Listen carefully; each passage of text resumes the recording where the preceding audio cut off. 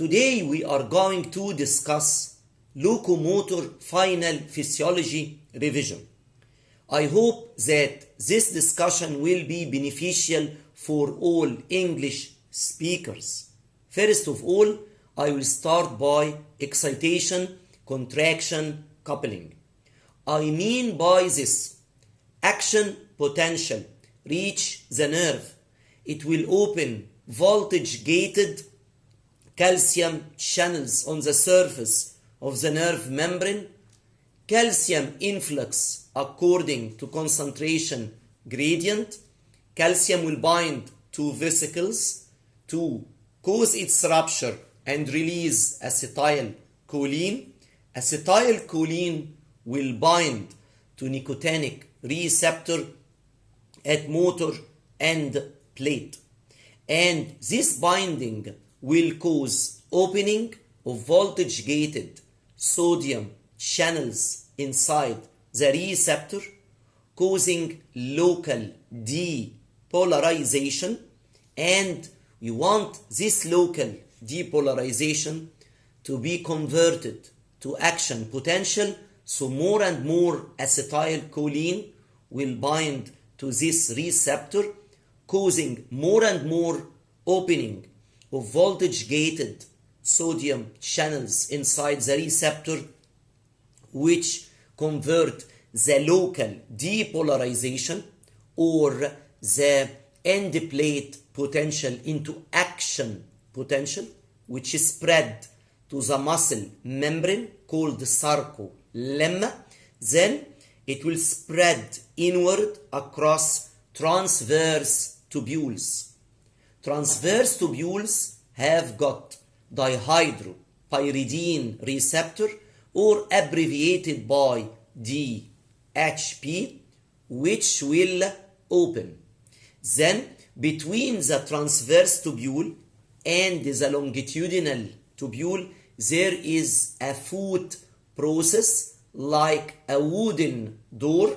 It will open to allow the action potential to reach the cisterna of the longitudinal tubule.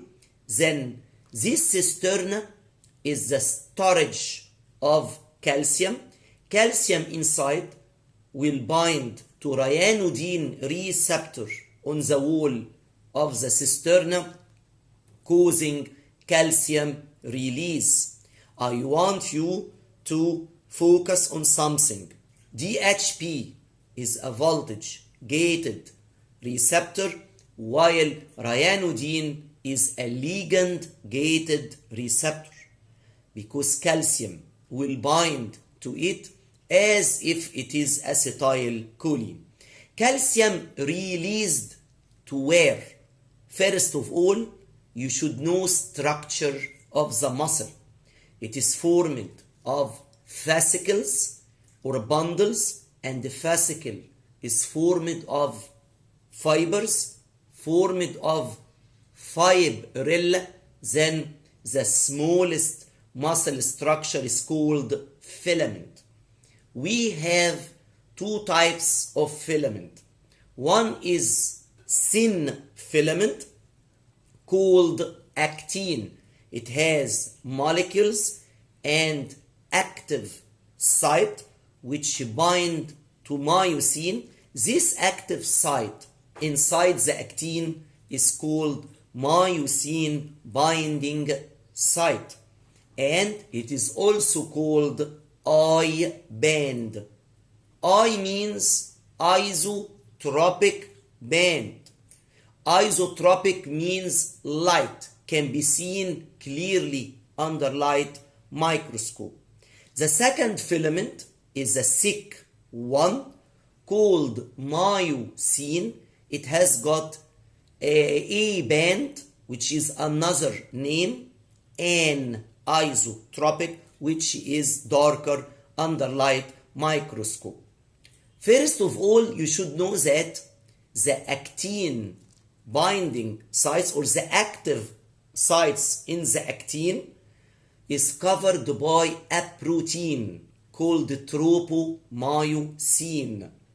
Myosin has got two heads, each head bind to adenosine diphosphate. It has got the neck or a hinge and arm, tail. Head and arm are called the cross arm linkage. When calcium is released, it binds to troponin, and the troponin is present on the actin. It has got 3 types. Troponin C bind to calcium. Troponin T fix the tropomyosin in its place. It is a relaxing protein. And the troponin I bind to the I band, which is called the actin. I want you to focus on something important. The abbreviation of each troponin is related to the first letter which it will bind to. Troponin C for calcium, T for tropomyosin, I for I band, which is called actin. When calcium binds to troponin C, it removes the tropomyosin. It exposes the active binding sites on actin to bind to myosin. Then we will have cross bridge cycling. Before I discuss the 4 events of this cycling, you should know what is the meaning of this term. Actin is like one who walks on a bridge, who cross over a bridge. Actin means action. The actin molecule is my hand like this. The lower hand is the myosin. The actin slides over the myosin. The myosin head, each head bind to the actin molecule. And to imagine this, each actin is connected to a Z line from right and left. Myosin bind to the actin molecule and pull it to the center of sarcomere, pulling mechanically Z line inward.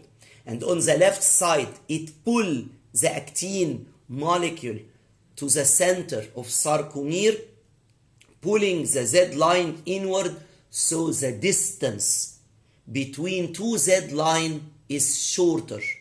This is called decreasing sarcomere length. This is so important to imagine. So number 1 is binding. Number 2, suppose the myosin head is like this and the actin molecule is nearer to it, not above its perpendicular position.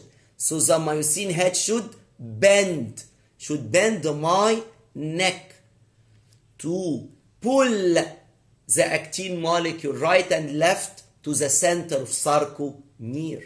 Bending depends on hydrolysis of ATP to release adenosine diphosphate and inorganic phosphate. This step needs energy. It is called power stroke. Number 3, my question now. Can myosin bind and bend for a long time? No. It should separate. It should detach to bind to another ATP molecule in order to hydrolyze it to release more energy. As your mobile, it should be charged. It will not be full all over the time. So myosin is like the mobile. It should be charged.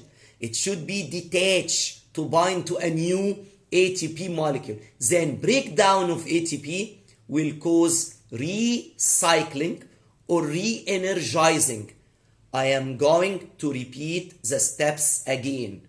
Binding, bending, detachment, and recycling. Walk along theory means the whole events from calcium release from the cisterna, bind to troponin C, removal of the tropomyosin to expose the active binding sites on actin to cause cross-bridge cycling. So cross-bridge cycling is a part of walk-along theory. My question now, how can relaxation occur? We want to remove the calcium from the troponin C. Calcium should return back into the storage area. Reuptake of calcium from low concentration along the filament because it is consumed to the high concentration in its storage part. So calcium moving from low to high concentration, it depends on ATP breakdown against concentration gradient. It occurs by calcium pump. So to sum up, what is the importance of ATP? Two events regarding contraction: bending, detachment, and relaxation. My question now, suppose your contraction period is prolonged. What is the term? It is called contracture. Increase, release of calcium from cisterna with decrease the uptake of calcium. But after you die, the muscle will be stiffened. It is called rigor mortis. We are going to be like a statue. Myosin head bind to actin. It will not detach, because if it detach, it should bind to a new ATP molecule. You are dying. So mitochondria is not acting, which is responsible for synthesis of ATP, so stiffness occurs. I wanted to focus on something now. What are the types of muscle fibers? You told us that we have two types of filaments, thin and thick. And you should know that the length of the A band or I band doesn't shorten. The distance between the two Z lines only shortens. Muscle fibers are two types regarding your exercise. Suppose you are doing heavy exercise or high intensity exercise for a short duration, like 100-meter race. Its world record is 9.57 seconds, or you are a weight lifter. Your fibers are called fast glycolytic fibers. Fast, why it is called fast? Look, we can conclude from the name of the fiber its criteria, its properties. Fast for fast contraction. It seems to be logic. I should finish this race in 9.5 seconds or 10 seconds if I am not a world-class champion. So fast contraction, fast cross-bridge cycling, fast myosin ATPase enzyme, and fast fatigue. You are contracting fast, so you are fatigued faster. Your endurance or tolerance is less than if you are running 4 hours. Your capacitance is going to be low. 6 points. What about glycolytic? It means that the main source of energy is glycogen breakdown. I want to focus on something important now. Glucose is burned with the absence of oxygen, anaerobic, to form lactic acid plus 2 ATP. I didn't need more and more ATP for 9.5 seconds. These fibers are white fibers regarding the color. We don't need vascularity in these fibers because there is no need for oxygen. It is an aerobic condition. So capillaries are few in these fibers. Capillaries normally are responsible for exchange with the tissue. So I don't need exchange. What about mitochondria? Is few. I didn't need more and more ATP. The diameter of fibers is hypertrophied in the upper limb. Every world-class champion has hypertrophy in his biceps and triceps muscles. The site of these fiber is the upper limb. If you try to raise your hand for a time, you are going to be fatigued. The second type of fiber is called slow oxidative fibers. It is the contrary, literally, to that of fast glycolytic. You are a marathon player. You are from Kenya, Ethiopia. You are a world-class champion. You are running for 5 or 10 kilometers, 3 or 4 hours, I think. This means that the fibers in his lower limb should be slow in contraction, slow cross-bridge cycling. Contraction should be slow. I don't need to be fatigued faster. I need 3 or 4 hours, not just 9.5 seconds. Slow myosin ATPase enzyme and slow fatigue. My intensity of contraction is big. My tolerance is high. My capacity is high. I need more and more capillaries. I need to burn glucose in presence of oxygen. Aerobic system. And I want to focus on something you know from your secondary school.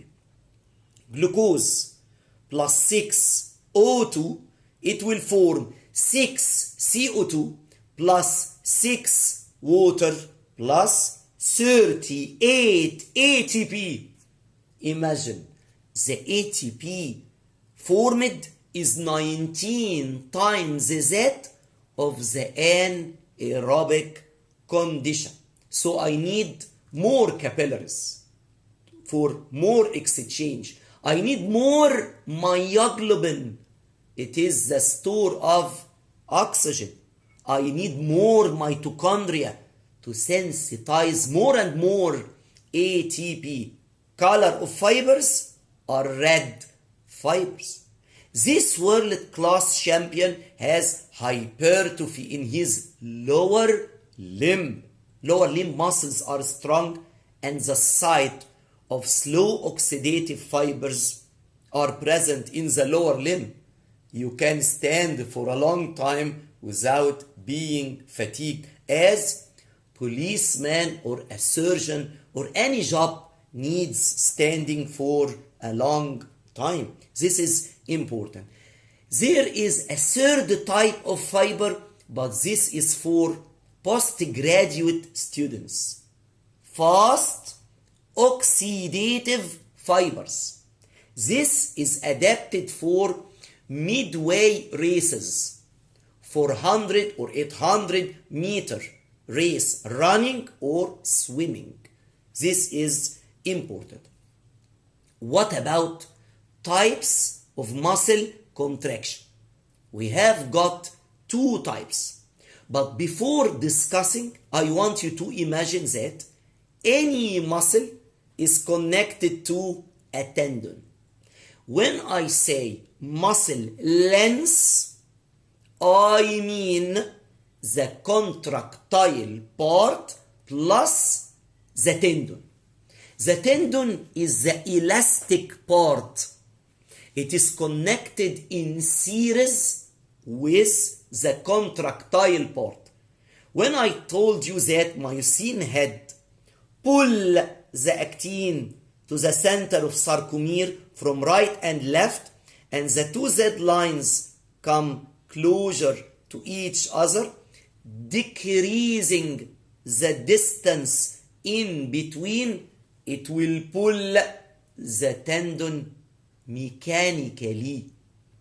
If the tendon is pulled or stretched to compensate for the decreasing distance between the two Z line, muscle length is constant, and this is called isometric contraction.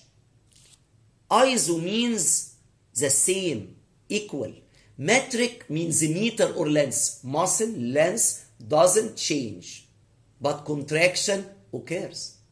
This is important when you stand up. Gravity try to pull the muscle downward, try to fall you down. This is a stimulus. The response is muscle contraction, and you can detect this while I am recording the video. I want you to feel your biceps. This is anti-gravity muscle.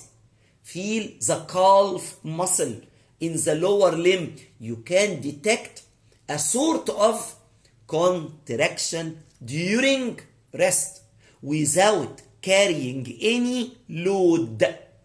And this is important to maintain your posture.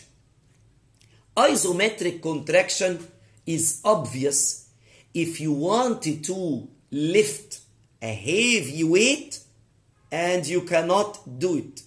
You start to make contraction, but no work is done.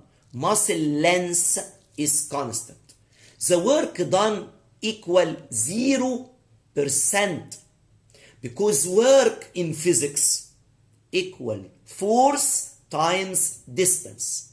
If you fail to lift the object from the ground, the distance will be 0. So anything times 0 equals 0. Work equals 0.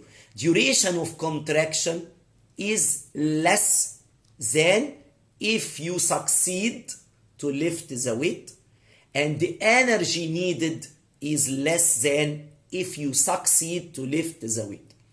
If you lift a weight, you have second type of a contraction, which means isotonic contraction. Doctor, what do you mean by this? When the distance between the two Z line decrease, the muscle mechanically pull the tendon, but the tendon is elastic. It is about to rupture. If it doesn't compensate the decreasing distance between the two Z line, so the tension of the tendon increases at first, then it becomes constant. It cannot be stretched more than that, so the tension will be constant. When I told you about tension in the types of contraction, I mean tendon. The tendon tension, the tendon stretch, because all the time the contractile element starts first. It is reflected on the tendon second. So here muscle length decreases. Work done 25%. Doctor, Why the work done only 25% to lift the weight? Because 75% of your work in the form of heat to separate myosin from actin, to decrease the friction between them. What do you mean by this? Suppose you want to bring a tendon and you stretch this tendon like this. This tendon tries to return back to its original length. When myosin is away from actin, like this, myosin try to bind the actin and pull it into the center of sarcomere to decrease the distance between the two Z line. And when it becomes far like this, the actin will slide over the myosin. But if it becomes more and more further, so myosin here doesn't bind to actin molecules above, the force of contraction decreases. And this is regarding Starling law, who was a German scientist. He told us that within limit, the length of the muscle increases, the force of contraction increases afterwards. What do you mean by within limit? The maximum or the best muscle length at which there is the best contraction is at 2.2 micron. More than that, force of contraction decreases, and this is called length tension relationship. This is very, very important. You should know. And we have probabilities between the relation of myosin and actin. If myosin and actin like that, actin is crowded at the center of sarcomere, myosin doesn't have the space to bind, bend, detach, recycle. Force of contraction is low. When myosin becomes further, force of contraction increase. Like that, increase. Then it decreases. They become farther away from each other. This is very important. The best length at which there is a best contraction at 2.2 micron. This is important. Types of isotonic contraction, read only for postgraduate students: eccentric and concentric contraction. Another topic is action potential of a skeletal muscle.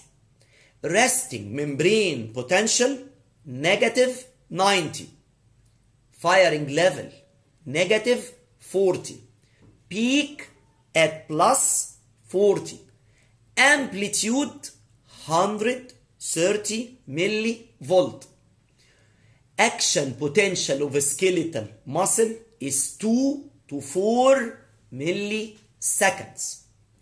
All the time, action potential precedes or comes earlier than mechanical or contractile response. But what is the relation between electrical and the mechanical event of a muscle? Any action potential has got absolute refractory period, ARP, starts all depolarization and upper one third of repolarization. ARP coincide after by latent period of a muscle, which I mean till now the muscle doesn't receive the stimulus. And now the muscle is not contracting. It is a latent period. What do you mean by a latent period? There is a time delayed before muscle contracting.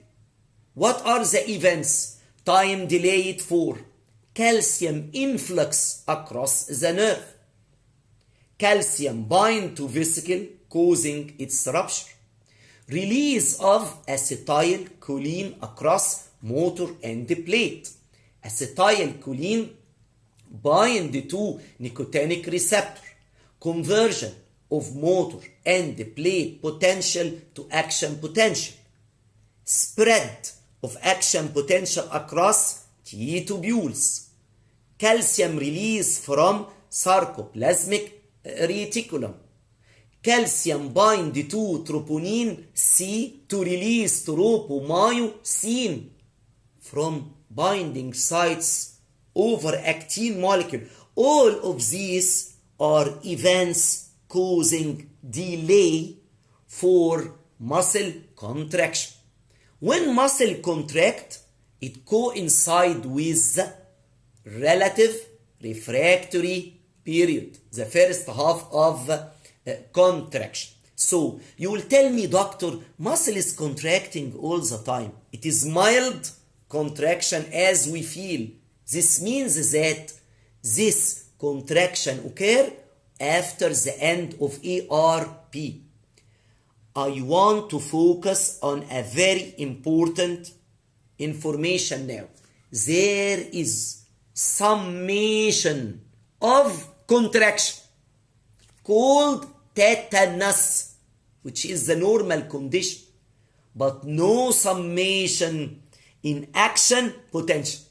There is no summation of stimuli because action potential require threshold stimulus, the minimal intensity needed to excite the nerve. So this is important to focus on.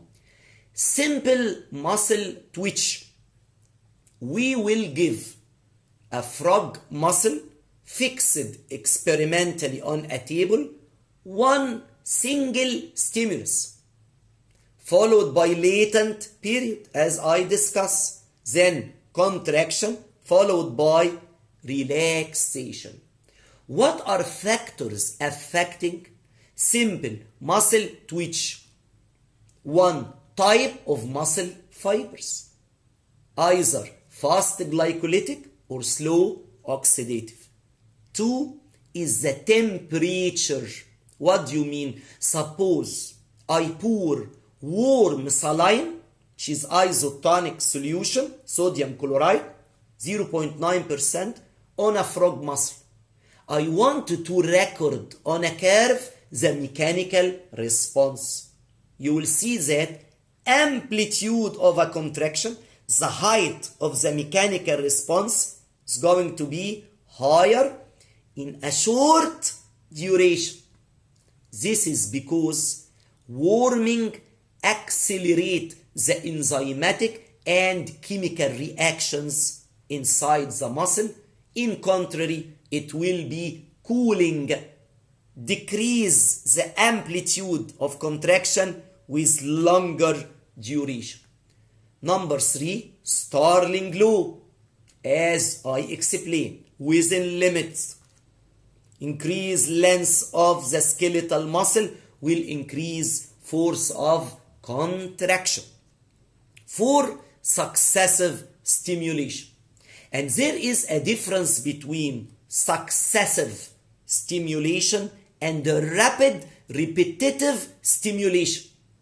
If it is rapid and repetitive, more and more calcium enter inside the nerve, causing rupture of more and more vesicles, releasing more and more acetylcholine.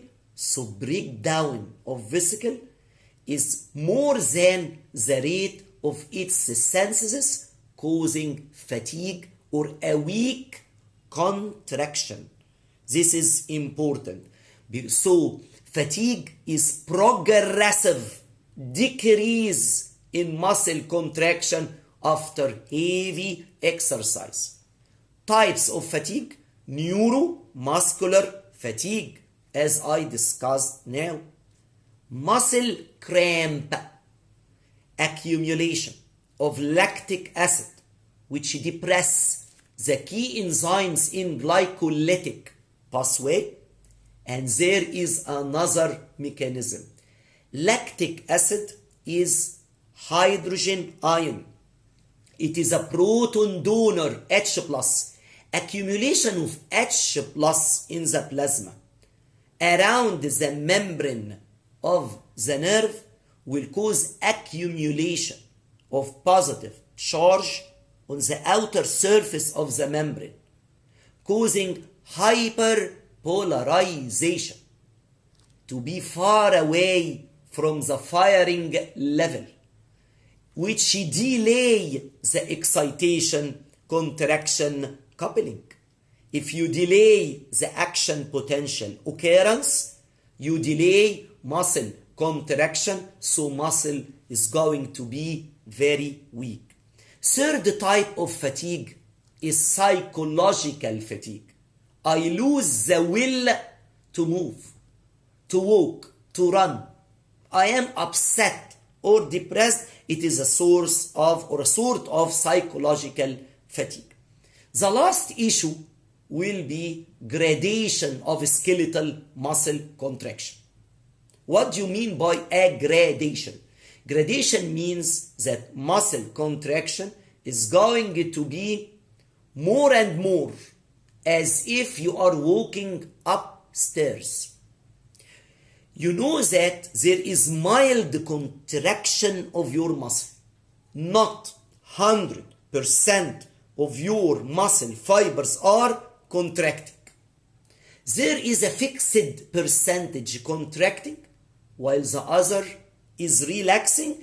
Then we are replacing our responsibilities. So in textbook, they told us there is asynchronous firing of motor unit, which means that when you are attending a concert, not all the musicians are working all the time. Everyone has got a role. So in order not to be fatigued all at one time, this is asynchronous. Synchrony means all fibers are contracting at the same time. A means not. This is not applied normally. We don't have fatigue during rest. Gradation occurs by three factors. Number one, motor unit. You should know what is the motor unit of a muscle. Is anterior horn cell, which is the origin of somatic nerve. Then you have got the efferent, the nerve supply to the muscle fibers, causing contraction. And if more and more neurons come out from anterior horn cell to multiple fibers, it is called neuronal pool. Pool means accumulation of neurons. Motor unit is classified according to structure and function. According to structure, it is small or large motor unit. Small unit means you have little number of muscle fibers. 5 to 6 or 3 to 4 fibers in the unit, like your finger muscle. It is needed for doing fine movement, like writing, like drawing. It is like touch. So you need little amount of fibers. While in your trunk and deltoid muscle, the muscle is adapted for gross movement, for a very harsh work like swimming, wrestling, boxing. You need more and more muscle fibers in the motor unit. What about the function I discussed before? Fast glycolytic with all criteria, or slow oxidative fibers with all criteria. So this is number one. Number two is the length tension relationship. You want gradation, you want contraction to be more, so you should depend on Starling law. But I will give you now two different terms, preload and afterload.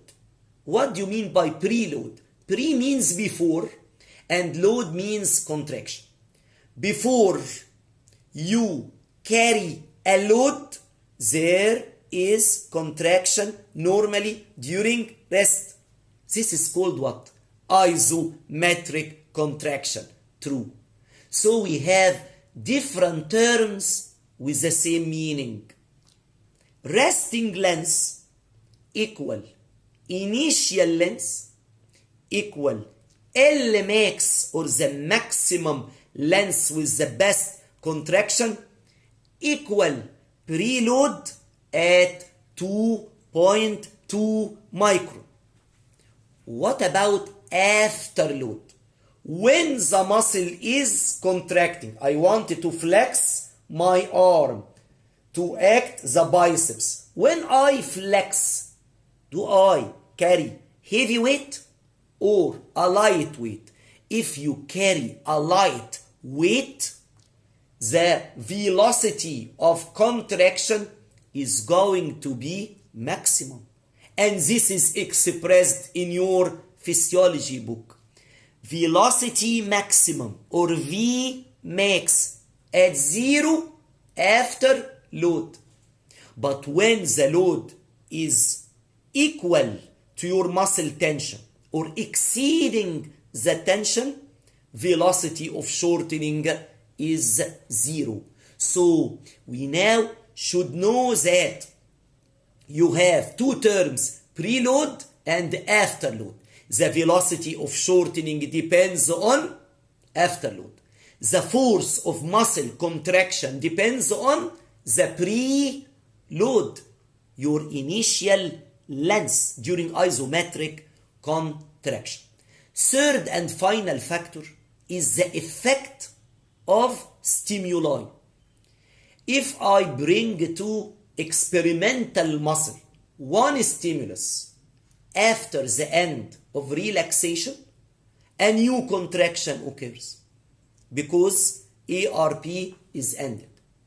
If I bring to the muscle stimulus during relaxation, contraction occurs.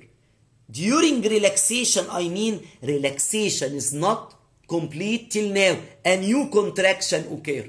This is called what? Clonus. What do you mean by clonus? Contraction. Relaxation not complete. Contraction. Relaxation not complete. Contraction. Relaxation not complete, like a doll with strings. This clonus doesn't occur in a normal human being because we have maintained contraction, which is called tetanus. Tetanus can be expressed in the graph in your book. During contraction, I give successive stimuli, not rapid, repetitive. What do you mean the difference? Successive means one stimulus followed by the other, not rapid, repetitive like this. This can cause tetanus. All these graphs will be expressed in your practical locomotor exam. Graph for simple twitch, for tetanus, for clonus, how tetanus converted to clonus and vice versa, for fatigue. All of these are important. Staircase phenomena means gradual increase in muscle contraction due to gradual release of calcium from sarcoplasmic reticulum. What do you mean by gradual release? Your contraction is gradual. It is not sudden. During rest, you have mild contraction. If you want to lift an object, contraction will be more. I will make functioning motor units, make benefit of more and more functioning motor units. Not all motor units are contracting at the same time. So staircase, as if you are moving upstairs from low stair till you reach the top. You cannot reach the top stair from one movement. So it is expressed a staircase or a trippe phenomena. Trippe is derived from the German language or the Deutsch language, trippe, or called Bodwich phenomena, which is referred to the German scientist, Deutsch scientist who discovered this. The last topic is hypocalcemic tetany. If calcium concentration in extracellular fluid decreases, you will have spastic muscle. What is the relation? I want you to return back to the nerve lectures. I told you that outer voltage gated sodium channel during rest, I mean the membrane of a nerve, the outer gate, which is the M gate, is closed during rest by the effect of extracellular calcium, while the inner gate is open, H gate, during rest. This outer gate, if the extracellular calcium is low, there is no guard, so the outer gate will be open, and the inner gate is already open, so more and more sodium influx during rest, which will make positive charge inside to increase. So the resting membrane potential will be nearer to the firing level, nearer to negative 55 millivolt. So the membrane now is excitable. It has the ability to respond to a new stimulus faster. It needs sub-threshold. So I can make action potential in the nerve faster than normal. But more and more sodium influx enter. So can the amplitude of action potential increases? You tell me no.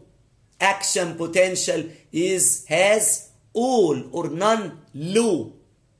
If you give a threshold, you reach firing level, amplitude is fixed at plus 35 millivolt. More and more sodium influx will increase the frequency of action potential across the nerve, which will reach the muscle, causing more and more contraction, which is called what? Tetany. And I want you to pick the difference between tetany and the tetanus. Tetany means what? Contraction is spastic. There is no relaxation at all at any fiber. While tetanus means mild contraction of the muscle fibers. As you feel your muscle, the muscle you feel is not stiff. It's not hard like a stone. It has sort of power, but it is not like this. This tetany is caused by hypocalcemia. So look to the term. Hypocalcemic is a cause. Tetany is a result. Doctor, what is the cause of hypocalcemia in extracellular fluid? You will know it in the third year. Parathyroid gland, which is behind this thyroid gland in the neck, is responsible for elevating calcium level in plasma. If you have hypoparathyroidism or disturbed function in this gland, calcium level decreases, causing tetany. The patient will come to your clinic with his rest like this. This is a semi-flexed rest and tetanic. He cannot move his hand down like this. This is called tetany. Look to the difference between tetany, tetanus, contraction, contracture, fatigue. Tetany, spastic. Contracture, increase period of contraction, but you are going to relax afterwards. And the tetanus, mild contraction. And fatigue I mean progressive decrease muscle contraction. Clonus, incomplete relaxation. Muscle diseases you should read only, because myotonia and dystrophy is going to be explained in pediatric clinician in 4th year faculty of medicine. Fibrillation and fasciculation explained in central nervous system in 3rd year, and electromyography is recording the electric and the mechanical response of the muscle. Is important to detect if you have muscle weakness or not, as I discussed in the first term in January regarding the case of myasthenia gravis. At the end, I hope that all students will get benefit from this revision. You'll have Dr. Mohamed Fayez giving you this lecture, and I hope all the success for all English speaker students.